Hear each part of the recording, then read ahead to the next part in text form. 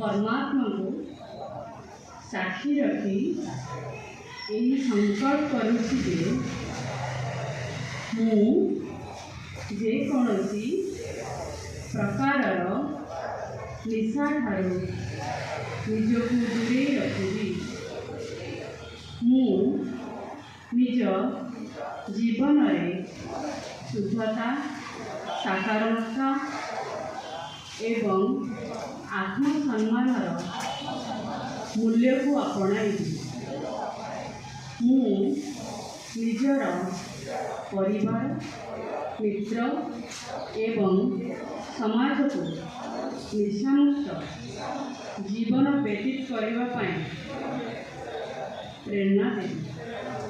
मु निजर शरीर मन समय एवं शक्तिर सदुपयोग करी मु निशामुक्त सुस्थ एवं श्रेष्ठ भारतर निर्माण में निजर सकारात्मक सहयोग देगा।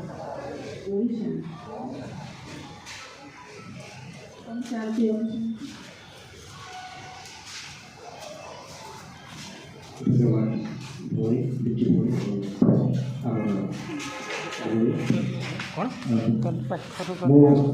कौन